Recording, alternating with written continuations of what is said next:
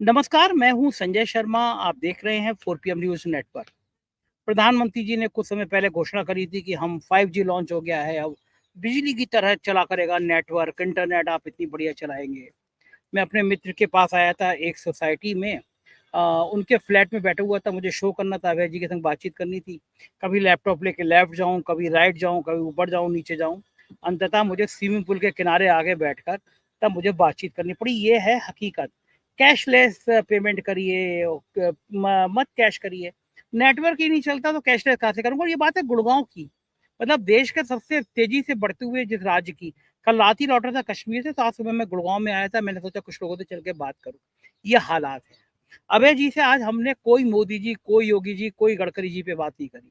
आज हमने आपके और जीवन से जुड़े हुए जो महत्वपूर्ण मुद्दे हैं, उन पे बात करी। मेरे ख़्याल से जब से मैं अभय जी के संग शो कर रहा हूँ, 1 साल से ज़्यादा का समय हो गया होगा। पहली बार ऐसा मुद्दा हुआ जिसमें मैंने पॉलिटिकल बात करने की कोशिश नहीं करी। क्योंकि हिंदुस्तान में बहुत कुछ ऐसा हो रहा है जो मेरे और आपके जीवन पे असर डाल रहा है, और सरकारें मौन है, खामोश हैं। क्या दर्द है मेरा और आपका सुनना चाहिए। नशे का कारोबार बढ़ता चला जा रहा है। मैंने देखा उत्तर प्रदेश में एक आदमी आया खांसी का, कि पता नहीं कौन सी कंपनी का सिरप था, 10 रुपए का सिरप लिया, खोला, पूरा पी गया। मेरे सामने की मैं हैरान है, ये क्या किया? बोले नशे के लिए कर रहे हैं। उत्तर प्रदेश में नशीली दवाओं का कारोबार करोड़ों करोड़ों में फैल गया है। हर जिले के सीएमओ को, दवा चेक करने वालों को लाख रुपए महीना रिश्वत दे दी जाती है। मुझे ये बात इसलिए याद है कि मैं कश्मीर में गया, वहां के लोगों को डर था कि ड्रग्स बढ़ गया है। तो अब स्मैक और हेरोइन और बाकी ये नहीं, नशीली दवाएं भी चल रही हैं। जो दवाएं पूरी दुनिया में प्रतिबंधित कर दी गई, वो भारत में बिक रही हैं। मैं और आप खा रहे हैं। देश जा कहाँ रहा है? बहुत सारे मुद्दे ऐसे हैं जिस पे अभय जी से बात की, और मैं कह सकता हूँ ये बिल्कुल लीक से हट के बात है। और मैं ये भी चाहूंगा कि आप बताएं ये बातचीत कैसी लगी।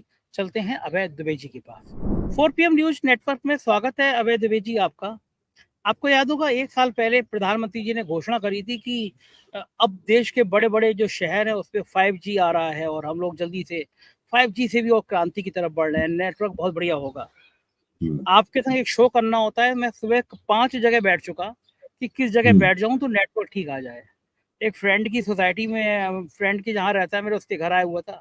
सोसाइटी में 4 जगह बैठ के लैपटॉप ले लेके घूमता रहा कि नेटवर्क कहाँ अच्छा मिलेगा, तो अंततः यहाँ पे स्विमिंग पूल के किनारे एक जगह मिली जहाँ हम्म। नेटवर्क थोड़ा ठीक आ पा रहा, तो मैं शो कर पा रहा। ये भारत में नेटवर्क की ये हालत है।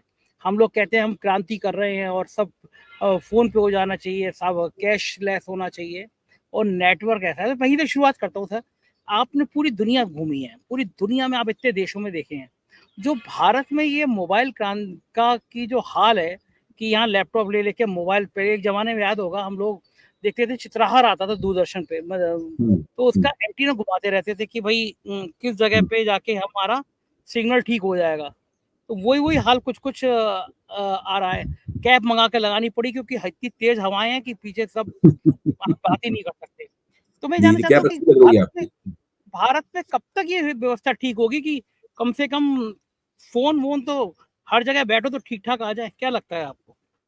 असल में है क्या संजय जी, आपने सवाल जो पूछा है वो काफी गंभीर सवाल है। और मोदी जी और भारतीय जनता पार्टी और उनके पैरोकार जितने छिछले तरीके से इन सब बातों पर दावेदारियां करते हैं, उनसे बात न केवल समझ में आती है बल्कि मन में एक अजीब तरह की चिढ़ पैदा हो जाती है कि जो दावेदारी कर रहे हैं और असलियत है उसके बीच में जमीन आसमान का फर्क है। ये स्थिति होती है। असली बात क्या है कि हम लोगों को जो मॉडल मिलता है हर चीज का, वो यूरोप का मॉडल मिलता है, पश्चिम का मॉडल मिलता है, वेस्ट का मॉडल मिलता है।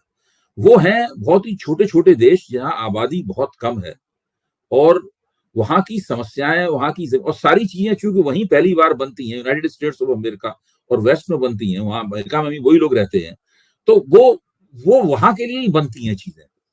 हमारे पास जब चीज आती है तो हमें अपने हिसाब से उसको ट्वीक करना पड़ता है, हमें अपने हिसाब से उसको बनाना पड़ता है। वो सब अंग्रेजी में सारा काम होता है, या किसी और दूसरी फ्रेंच में, या दूसरी बड़ी यूरोपियन, डच में, जर्मन में, उनमें काम होता है, यूरोपियन लैंग्वेजेस में, इटालियन में काम होता है। बाकी सब हम लोगों को चीजें अपने तरीके से बनानी पड़ती हैं। और हिंदुस्तान में क्या है कि हिंदुस्तान, वहां सब चीजें तय भी हैं पहले से। जैसे कि प्राइवेट सेक्टर की क्या भूमिका है, वो स्थापित भूमिका है, और वो प्राइवेट सेक्टर अपनी उस भूमिका को पूरा करता है। इसी के साथ सरकारी क्षेत्र जो है उसकी क्या भूमिका है वो तय है। सर, उसमें कोई ज्यादा घपला नहीं है, कोई विवाद नहीं है। जब विवाद होता है तो वो लोग उन लोगों के पास ऐसे प्रोटोकॉल हैं, ऐसी आचार संहिता है जिनके जरिए वो उनको हल कर लेते हैं। हमारे यहाँ क्या है, हमारे यहाँ बहुत बड़े पैमाने पर दगा है, फरेब है, हमारे यहाँ बड़े पैमाने पर बहुत बड़ी जालसाजी है। जो कहा जाता है वो किया नहीं जाता। जैसे वहां क्रोनी कैपिटलिज्म नहीं है। जो पूंजीपति हैं बड़े बड़े, वो सब तय है पहले से कि भाई अमेरिका में वो रिपब्लिकन पार्टी की सपोर्टर हैं, वो डेमोक्रेटिक पार्टी की सपोर्टर हैं, और वो खुल के उनको चंदा देते हैं।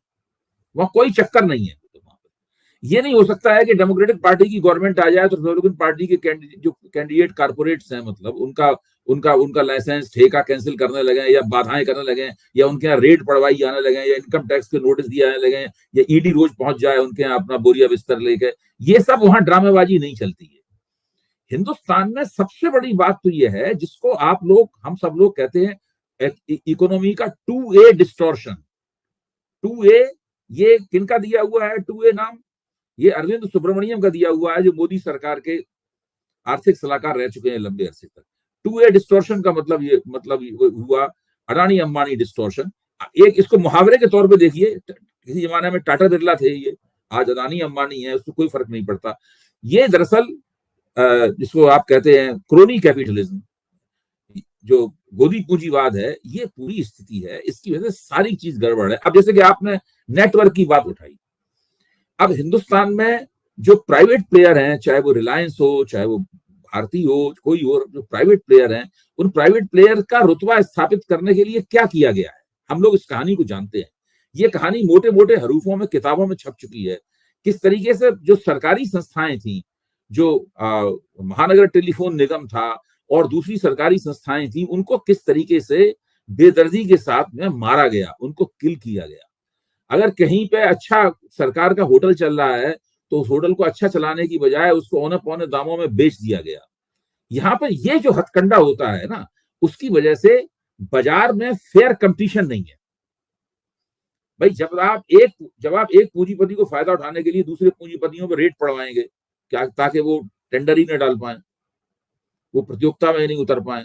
जब आप एक सर्विस प्रोवाइडर को फायदा पहुंचाने के लिए, नेटवर्क प्रोवाइडर को फायदा पहुंचाने के लिए अपने ही नेटवर्क प्रोवाइडर को भूखा रखेंगे ताकि वो मर जाए, मतलब धीरे धीरे करके कमजोर हो जाए और मर जाए, उनके कर्मचारियों की छटनी कर देंगे।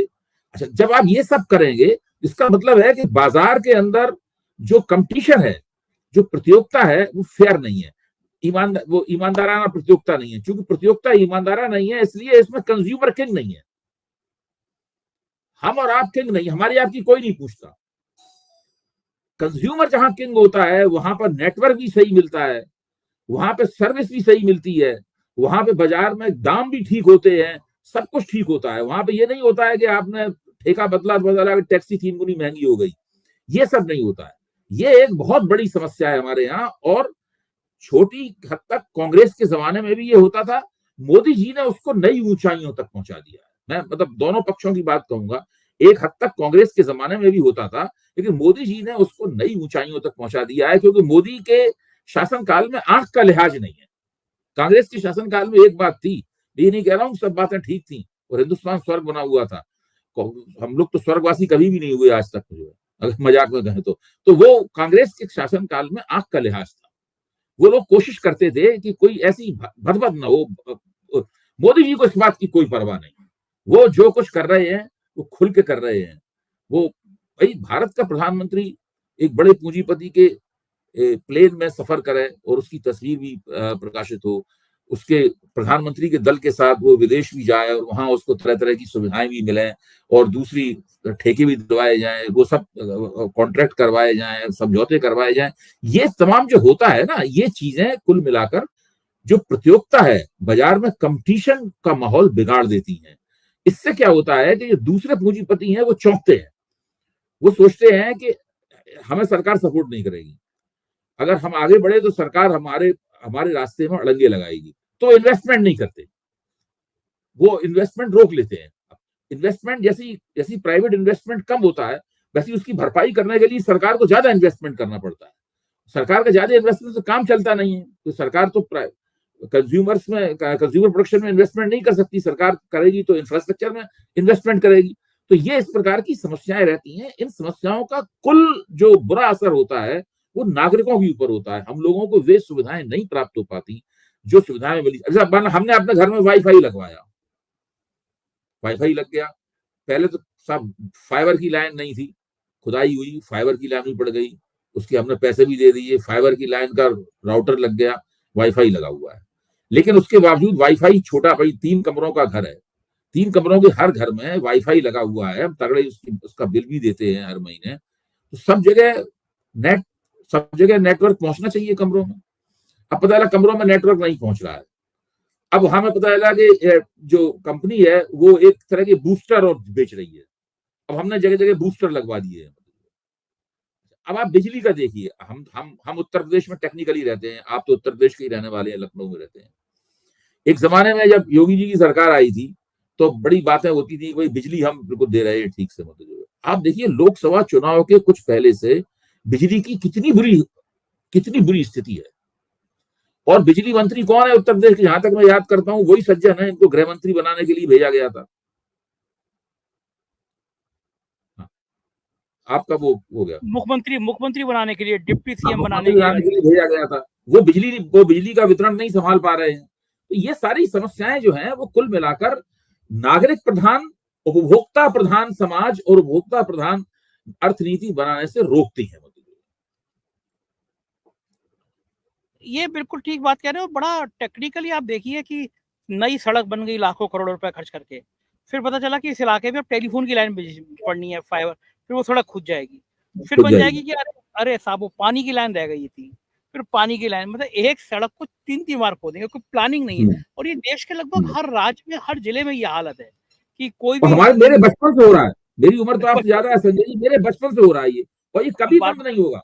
अभी आप बंबई घूम के आ रहे हैं, बंबई में सड़कों की हालत क्या है? मेरा बेटा बंबई में रहता है, हम लोग भी बंबई जाते हैं उसके पास रहने के लिए। सड़कों की बंबई में हालत क्या है? और बंबई जो बृहन मुंबई नगर महापालिका है वो दुनिया की सबसे अमीर नगर पालिका है, भारत की सबसे अमीर नगर पालिका महानगर पालिका है ही। सब लोग, बंबई का बच्चा भी कहता है कि बड़ा भ्रष्टाचार है। सड़क बनती इसलिए है कि टूटने के लिए, ताकि उसको दोबारा बनाया जा सके, रिपेयर किया जा सके। और ये लगातार ड्रामा चलता, और सब लोग जानते हैं कि ये हो रहा है। खास बात ये है, this is not a secret, ये कोई छिपी हुई बात नहीं है। सब लोग जानते हैं कि ये हो रहा है, ये भ्रष्टाचार हो रहा है। और मोदी जी लगातार भ्रष्टाचार, जीरो करप्शन सोसाइटी बनाने में तुले हुए। अब बताइए, जीरो करप्शन सोसाइटी तो वो चंद्रगुप्त मौर्य के जमाने में भी नहीं थी। तो इस प्रकार की झूठी ढींगे मारते हैं, लगातार झूठ बोलते रहते हैं, निरंतर झूठ बोलते रहते हैं। अब देखिए अक्सर अखबारों में आजकल आंकड़े आ रहे हैं कि बेरोजगारी की दर घट गई है, महंगाई की दर भी घट गई है, ये अखबारों में आंकड़े आ रहे हैं। तो अब क्या भारत की जनता क्या करे? महंगाई, हमारी आपकी आमदनी जो है तो हम लोग महंगाई प्रूफ है। जो लोग 2-3 लाख रुपए महीने से ज्यादा कमा रहे हैं वो लोग महंगाई प्रूफ है। महंगाई का, खाने पीने की चीजों की महंगाई का उनके ऊपर असर नहीं पड़ता। लेकिन जो व्यक्ति 10,000 से 50,000 रुपए के बीच में कमा रहा है, उसके लिए तो महंगाई बहुत महत्वपूर्ण है। हमारे आपका आदमी जाएगा बाजार, तो होटल में खाना खाने जाएगा, टिप दे के आएगा। वो लोग तो केवल रोड साइड ईटरीज जो हैं, जो खोमचे लगे हुए हैं, उनके अलावा और कहीं नहीं खाना खाता है। वो तो एक अगर वो 10 रुपए में एक चीज आज मिल रही हो, कल वो 11 रुपए मांग रहा है, तो इस बात पे वो झगड़ा करेगा उससे। तो सही बात है। देश की हालत देखिए संजय जी, देश की हालत इस समय बहुत खराब है। और हम लोग, मैं अपने आप को भी दोषी इसका मानता हूं, हम लोग भी उस हालत को जितनी कुशलता से और जितने तीखेपन से लोगों के सामने रखना चाहिए, हम लोग नेताओं के बारे में, सरकारों के बारे में, चीजों के बारे में ज्यादा चर्चा करते रहते हैं, उसको नहीं रखते उसके सामने। आज आपने जो विषय उठाया है, रोजमर्रा की राजनीति पे हम लोग रोज बात करते हैं, ये विषय उठाया बहुत ही अच्छा है। हम लोग तय करेंगे हफ्ते में एक बार हम लोग इन्हीं प्रश्नों के ऊपर बातचीत करें। हाँ, ठीक बात है। क्राइम किस तरह का बढ़ रहा है? एक नए तरह का सेक्स क्राइम बहुत बढ़ गया है। सेक्स क्राइम क्यों बढ़ा है, इसके ऊपर सोचिए। मैं इसके ऊपर एक आपको स्ट्रीट थ्योरी बताता हूँ। स्ट्रीट थ्योरी यानी आम लोग, आम पब्लिक जो सोचती है भाई सेक्स क्राइम क्यों बढ़ा है, बलात्कार क्यों बढ़े हैं। जब जियो आया तो नेट फ्री कर दिया उन्होंने सबके लिए। जैसे नेट फ्री हुआ, मोबाइल के ऊपर पोर्नोग्राफी देखने वालों की भीड़ लग गई। बच्चे से लेकर जवान तक सब लोग मोबाइल के ऊपर पोर्नोग्राफी। पहले मोबाइल पे पोर्नोग्राफी देखने के लिए कोई नौजवान होता था, वो जाता था तो वो दुकान होती थी जहां पे कंप्यूटर लगे रहते थे, साइबर शॉप होती थी, हाँ, वहां जाके हाँ कुछ पैसे देता था, वहां छुप के थोड़ा बहुत पोर्नोग्राफी वगैरह देखता था। अब तो बाहर निकले घर पे पुलिया पे बैठ के पोर्नोग्राफी देखी जा रही है। और बिल्कुल पोर्नोग्राफी देखना एक सामूहिक मीटिंग सी होती है, उसमें मीटिंग में पोर्नोग्राफी देखी जा रही है। जब बचपन से ही यानी जब आपके हार्मोन्स विकसित हो शुरू होते हैं शरीर में बनना, उसी वक्त से आपको पोर्नोग्राफी की खुराक मिल रही है समाज को बड़े पैमाने पर। तो उसके बाद क्या होगा? अब पोर्नोग्राफी में तो सब बनावटी बातें हैं सारी की सारी। लोगों के जज्बा, लोगों की जो कामोत्तेजनाएं हैं, कामनाएं हैं, उनको भड़काने के लिए बनावटी बातें की जा रही हैं। समाज में तो उस तरीके से सेक्स उपलब्ध नहीं है, सही बात है, रिश्ते उपलब्ध नहीं है, तो सारी चीजें फिर क्या होगा? मतलब जो है, आप फोटोग्राफी देखेगा बंदा, कुछ ना कुछ उल्टी सीधी हरकत करेगा और उसमें से कुछ लोग क्राइम की, अपराध की हद तक चले जाएंगे। मैं दिल्ली में रहने के लिए आया 80 के दशक की शुरुआत में।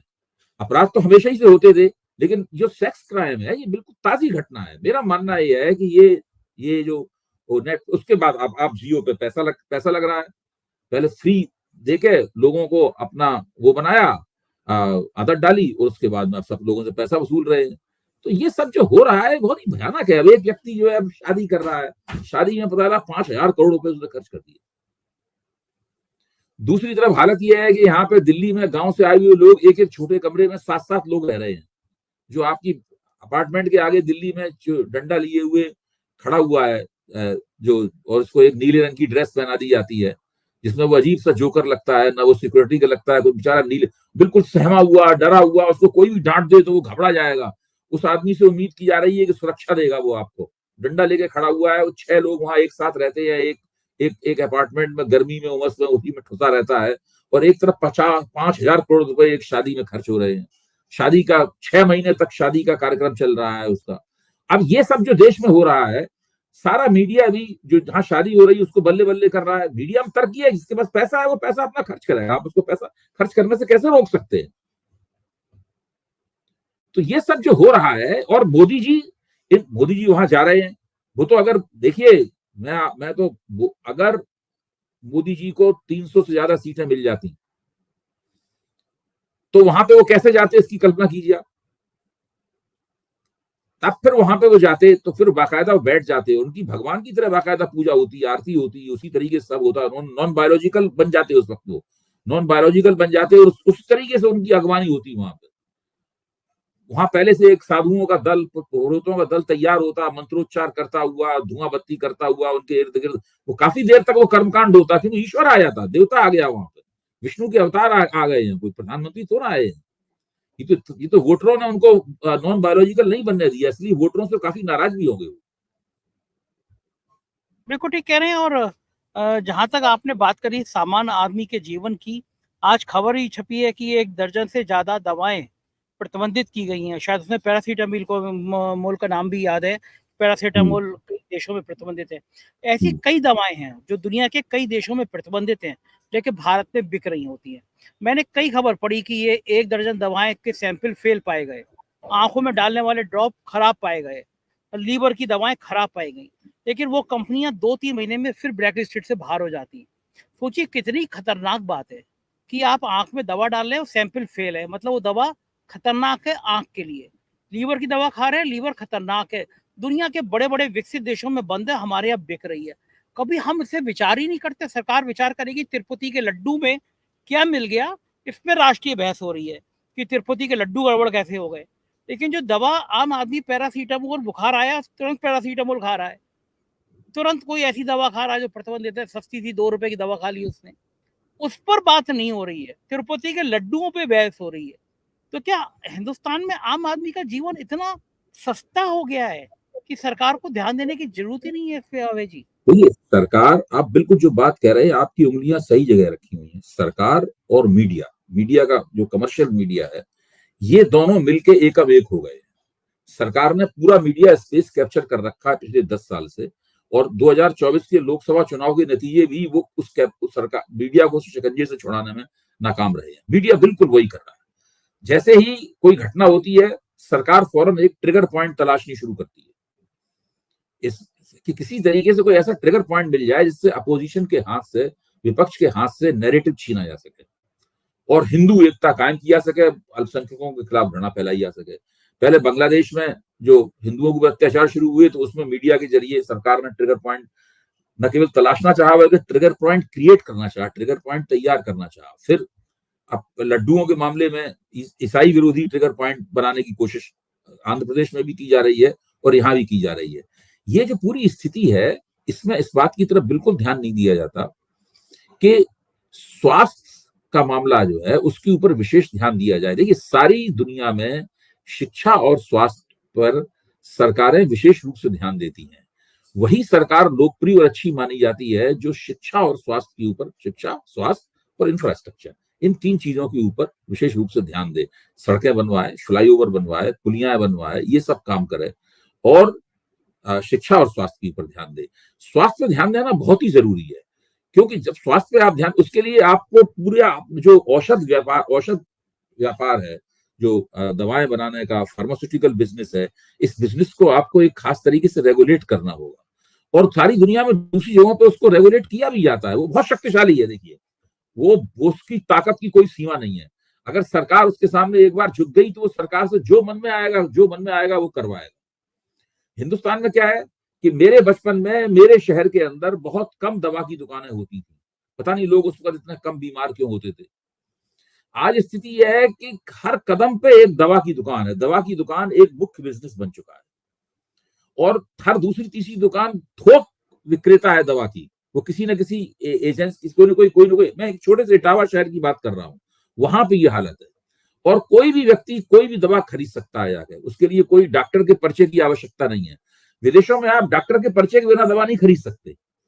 आपको बाकायदा प्रिस्क्रिप्शन देना पड़ेगा, उस प्रिस्क्रिप्शन को दिखा के ही आपको दवा दी जाएगी। हिंदुस्तान में एंटीबायोटिक डॉक्टर लोग बहुत खिलाते हैं।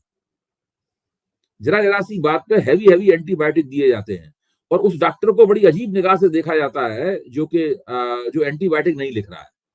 मरीज भी सोचता है कि भाई अरे इसने तो कुछ लिखा ही नहीं। आपको याद होगा आनंद फिल्म बनाई थी ऋषिकेश मुखर्जी ने, तो उसमें एक सज्जन जाते हैं अमिताभ बच्चन के पास। अमिताभ बच्चन डॉक्टर बना था उसके अंदर, तो अमिताभ बच्चन उसको कहता है कि ये आप गार्गिल वगैरह कर लीजिए और सब भाप आप ले लीजिए, इससे आप ठीक हो जाएंगे। तो वो बहुत उसको बुरा, असित सेन थे शायद वो मरीज, असित सेन ने रोल किया था वो। वैसे कहते हैं आपने दवाई नहीं लिखी, कोई दवाई नहीं दी। तो रमेश देव जो दूसरे डॉक्टर वो कहते हैं अरे इसको 2-3 लाल पीली नीली गोलियां लिख देते, इसको तो बड़ा खुश होकर जाता है यहाँ से। तो ये स्थिति है। मरीज भी इस बात के अभ्यस्त हो गए हैं कि उनको दवाओं के हैवी डोज, भारी खुराकें दी जाए। डॉक्टर भी इस बात के अभ्यस्त हो गए हैं, उनका भी यही चलता है। आप पूरा कितना बड़ा स्कैंडल है। आप किसी बड़े अस्पताल में डॉक्टर के पास जाइए, अब आप पता लगाइए जिस अस्पताल में हम गए हैं वो कितने बेड का अस्पताल है। मान लीजिए वो 1000 बेड का अस्पताल है। अब प्रश्न इस बात का है कि 1000 बेड में प्रति बेड क्या लागत आई है वहां पर। ये बात आपने जो सवाल पूछा तो मुझे एक बड़े डॉक्टर से मेरी एक बार बात हुई थी, वो याद आ गई। प्रति बेड क्या लागत आई है? प्रति बेड क्या 10 लाख रुपए लागत है बनाने में अस्पताल को, या प्रति बेड 1 लाख रुपए लागत है, या 2 लाख रुपए लागत है? सबसे बड़ा सवाल यह है कि क्या इस देश में 5 स्टार अस्पतालों की जरूरत है? 5 स्टार अस्पतालों की चेन की जरूरत है इस देश में, या इस देश में ऐसे सस्ते अस्पतालों की जरूरत है जहां सारी बुनियादी सुविधाएं होंगी लेकिन उनके बनने की लागत कम होगी? बनने की लागत कम होगी तो मरीज को वहां पर सस्ता इलाज प्राप्त होगा। इसके बाद में जो सरकार के जो प्राथमिक स्वास्थ्य केंद्र हैं, प्राथमिक स्वास्थ्य केंद्र तकरीबन पूरे देश में डिफंक्ट पड़े हुए हैं। एक जमाना ये था जब छोटे छोटे गांवों के अंदर, कस्बों के अंदर जो प्राइमरी हेल्थ सेंटर हुआ करते थे सरकार के, बड़े पैमाने पर समाज के लोग जाकर वहां पर अपना इलाज कराते थे। आज वो प्राइमरी हेल्थ सेंटर तकरीबन खत्म हो चुके हैं, टूट फूट चुके हैं, उनमें पानी टपक रहा है, उनके जो शौचालय हैं वो बदबू दे रहे हैं, उनकी सफाई नहीं होती है, वहाँ डॉक्टर्स नहीं बैठते हैं, वहाँ कंपाउंडर ही सब लोगों का इलाज कर देता है। ये बुरी हालत है वहां पे बरसों पहले एक बेड खरीदा गया है, उस बेड में जंग लग चुकी है, उसके पहिए टूट चुके हैं और उसी पे मरीज लेटा हुआ है टूटे फूटे बेड पर। जो प्राथमिक स्वास्थ्य केंद्र है उसको ठीक नहीं किया जा रहा है और 5 सितारा बड़े बड़े अस्पताल बन रहे हैं। सरकार के पास ऐसी कोई नीति नहीं है। और सरकार का मॉडल क्या है? टुकड़ा फेंको, लाभार्थी बनाओ। हम आपको, अब देखिए सरकार ने कहा कि पहले अखबारों में खबर आई कि जो 70 साल या उससे ऊपर के लोग होंगे वो आयुष्मान, प्रधानमंत्री की जो आयुष्मान योजना है, उसको 5 लाख रुपए का बीमा मिलेगा, स्वास्थ्य बीमा मिलेगा।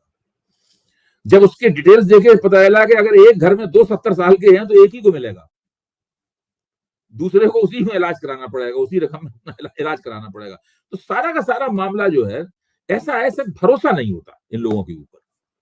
सबसे बड़ी स्थिति यह है कि हमारी सरकारें सुशासन दे पाने में नाकाम है और जो बुनियादी सुविधाएं हैं उनको मुहैया नहीं कर पा रही हैं, बड़ी बड़ी डींगे मार रही हैं। एक बड़े बड़े मोदी जी फार्मूले, एक फार्मूला उन्हें बहुत प्रिय है, स्मार्ट सिटी, स्मार्ट विलेज।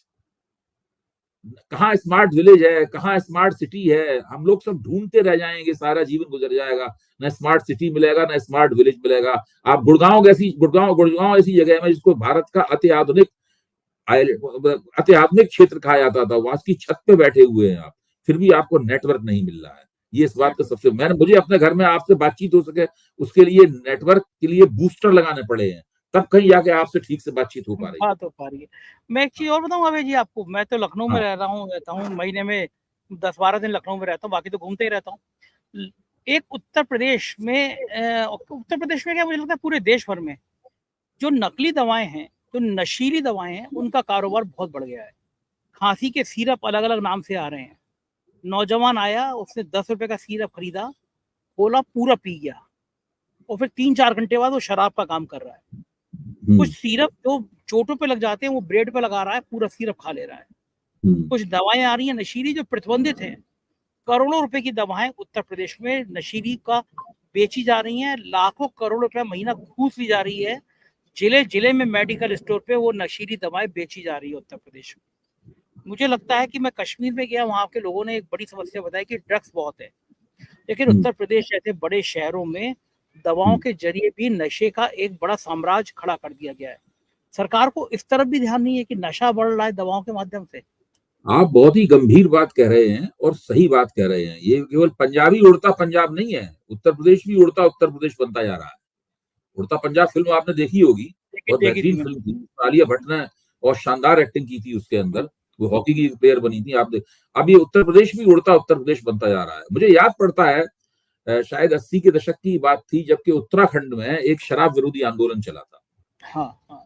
तो शराब विरोधी आंदोलन में जो सुरा होती है, यानी जो आयुर्वेदिक दवा होती है, पूरी बोतल में भर के सुरा होती थी, लोग उसको पी के नशा करते थे। तो न केवल शराब की बिक्री के खिलाफ महिलाओं ने और लोगों ने आंदोलन किया था, बल्कि वो सुरा जो होती थी उसकी बिक्री के खिलाफ भी आंदोलन किया था। अब ये जिन सिरप वगैरह की आप याद कर रहे हैं, तो मुझे वही आंदोलन पूरा याद आ गया। बहुत बड़ा आंदोलन था, कई महीने चला था। हमारे कई मित्र उसके अंदर, मित्रों ने बड़ा उसमें पैदल दिन रात पहाड़ों के ऊपर पैदल चलते थे, और उस आंदोलन की बड़ी यादें हैं, उसके बारे में काफी कुछ लिखा भी गया था उस वक्त। अब तो खैर इस तरह के आंदोलन ही चलना बंद हो गए। उत्तराखंड चिपको आंदोलन और ये शराब विरोधी आंदोलन के लिए जाना जाता है। इसका सीधा मतलब निकलता है इस बात का कि उत्तर प्रदेश एक नशा विरोधी आंदोलन की मांग कर रहा है। उत्तर प्रदेश में नागरिक समाज की तरफ से एक नशा विरोधी आंदोलन की दागबेल डाली जानी चाहिए, उसकी शुरुआत की जानी चाहिए। और ये विपक्षी पार्टियों को तो खुद ऐसे आंदोलन विपक्षी दलों, चुनाव लड़ने वाले विपक्षी दलों को नहीं चलाने चाहिए, उनकी मदद चाहिए उसके पीछे। उनको चाहिए कि नागरिकों के एक संगठन बनाए, ऐसे एक नॉन पॉलिटिकल, गैर राजनीतिक नागरिकों का संगठन बनाए, और वो इस नशा मुक्ति अभियान को अपना नारा बनाए, इसका एक घोषणा पत्र लिखे, और बड़े पैमाने पर उत्तर प्रदेश में इसका बड़ा आंदोलन हो। जाहिर है कि आंदोलन मौजूदा सरकार की आलोचना करेगा, उसके खिलाफ होगा, लेकिन यही आंदोलन इस सवाल के ऊपर सरकारों को कटघरे में खड़ा कर सकता है। बिल्कुल ठीक बात है। जब योगी जी बने थे तो मुझे तो पर्सनली लगता था कि मैं किसी भी मॉल में जाऊंगा तो पहली दुकान जो दिखेगी उस पर देखा होगा कि यहाँ पे गाय का दूध, गाय का घी, गाय के दूध से बना हुआ घी। मुझे लगा और आगे होगा तो गौमूत्र भी मिलेगा वहां पे, लेकिन मुझे उत्तर प्रदेश के लखनऊ के किसी मॉल में गाय का दूध, गाय का घी, गौमूत्र ऐसी कोई जगह नहीं जाना है। बल्कि उत्तर प्रदेश में योगी सरकार ने पहली बार मॉल में शराब की दुकानें खुलवा दी। जितनी आबकारी विभाग का बढ़ोतरी हुआ योगी सरकार में वो है। तो होता ही है कि कहने की बातें अलग होती हैं, करने की अलग होती हैं। लेकिन बहुत बहुत शुक्रिया अभय जी, आज आपने इतनी सार्थक चर्चा। और अभी अखिलेश जी ने एक सोशल मीडिया पे एक तस्वीर डाली थी, एक तरफ अखिलेश जी की तस्वीर थी, उसमें योगी जी की तस्वीर थी। उस तस्वीर के नीचे पता नहीं किसने डाली थी, उसमें नीचे इसमें देखिए उसमें माफिया कौन है। कौन लग कौन रहा लग रहा था? है माफिया इसमें। गुस्से तो मैं वाली केवल फुटेज है ये तो। उसपे कोई टिप्पणी नहीं कर रहा हूँ, मैं चाहता हूँ आप टिप्पणी करें, उस तस्वीर के जिक्र के साथ हम अपना कार्यक्रम समाप्त कर सकते हैं। देखिए, अभी मेरा व्यक्तिगत मानना ये है कि हाँ, लोग एक कमेंट करते हैं, वो लोग कमेंट करते हैं, इनका क्या है? इनका तो परिवार ही नहीं है। मोदी जी का हुँ, क्या है? परिवार ही नहीं है, बीवी-बच्चे नहीं है। हुँ, योगी जी का क्या है? परिवार ही नहीं है, बच्चे नहीं है। मैंने हुँ, ये दर्द महसूस किया कोरोना में। जब हुँ, कोरोना में अस्पताल नहीं मिल रहे थे और हकीकत ये थी कि लाशें जलाने की जगह नहीं मिल रही थी। हुँ, मैंने कम से कम 10-20 लोगों को जानता हूँ जिनके बच्चे हुँ, विदेश में थे, अमेरिका में थे, लंदन में थे। वो 5-5, 10-10 लाख रुपए देने को तैयार थे कि मेरे पिता मर गए, मेरी माँ मर गई, इनकी लाश जलवा दीजिए। इस बात के लिए लोग 5-5, 10-10 लाख रुपए देने को तैयार थे कि मैं आ हुँ, नहीं सकता, फ्लाइट बंद है, मेरी माँ को, मेरे पिता को हुँ, एक चिता जलाने की जगह मिल जाए। मेरे सगे बहन हुई, सगी हुँ, बहन के हस्बैंड कोरोना में डेथ हो गई। मुझे मुझे मैं जानता हूँ मुझे कितने पापड़ बेलने पड़े।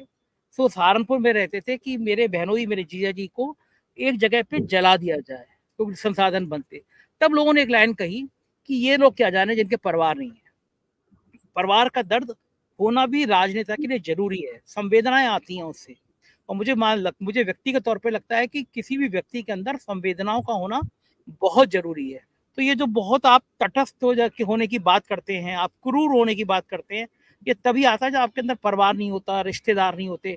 दोस्त हों, रिश्तेदार हों, परिवार हों, ये आपके अंदर मानवता, करुणा पैदा करते हैं। शायद वो मैं चेहरे जो सहमत 2 हूँ हैं। आपकी बात। मैं सहमत हूँ, अमेरिका में वो व्यक्ति चुनाव नहीं जीत सकता राष्ट्रपति का, जो फैमिली वैल्यूज में यकीन नहीं करता और फैमिली वैल्यूज को प्रोत्साहित नहीं करता समाज में। हाँ, बराक ओबामा को तो देखिए कितने बढ़िया हाँ, हमेशा बराक अपनी ओबामा वाइफ सब के लोग, आप देखिए हाँ, राष्ट्रपति के साथ उसकी पत्नी का खड़ा होना और उसके बच्चों का खड़ा होना अनिवार्य है। बच्चे छोटे हों और अनिवार्य बड़े हों, वो सब एक हाँ, परिवार के तौर पे समाज के सामने पेश होते हैं। फिर अमेरिकी वोटरों का समाज तय करता है कि किसको वोट देना है, किसको वोट नहीं देना है। और ठीक है, मेरा तो मानना ये है कि प्रधानमंत्री और मुख्यमंत्री हो उसको 4 महीने, 6 महीने में परिवार के संग 1 वीक के लिए छुट्टी पे भी जाना चाहिए, छुट्टी पे क्यों भी नहीं? रहना चाहिए। क्यों आप नहीं? हम हमारा प्रधानमंत्री, हमारा मुख्यमंत्री कभी छुट्टी नहीं लेता, वो 365 दिन काम करता है। तो ऐसा आदमी जड़ हो जाएगा, अगर काम करते तो क्या झूठ है। पता नहीं कितने ये हो भी एक जाएगा। तरह की झूठ है। देखा गया है कुछ नहीं, बिल्कुल झूठ है ठीक है, ये। ठीक। बहुत-बहुत शुक्रिया अभय जी, आज बहुत अच्छी आज हम बातचीत लोगों ने हुई। गैर राजनीतिक मसलों पे बातचीत की, बहुत अच्छा है। इसको हम लोगों ने बीच-बीच में इस तरह करना चाहिए। जी, जी। थैंक कभी-कभी यू। हम लोग फिल्मों के ऊपर भी चर्चा कर सकते हैं। हाँ, बिल्कुल करेंगे। आज हाँ, हमने एक कुछ रिपोर्ट देखी ऐसी थी, आज वायर की है। कुछ दिलचस्प बिल्कुल, फ़िल्में आएँ, उनको देख के उनके ऊपर चर्चा कर सकते हैं। मेरा मन बिल्कुल ठीक करता है। है इन बातों पे बात करने का। हाँ, नहीं बिल्कुल परंपरा से हट के भी कभी-कभी बातें होनी चाहिए। जी, जी, बिल्कुल। Thank you sir, thank you. तो ये थे अभय दुबे जी और मुझको यकीन है ये बातचीत आपको निश्चित रूप से अच्छी लगी होगी। आपकी राय का मुझे इंतज़ार रहेगा। शुक्रिया, थैंक यू।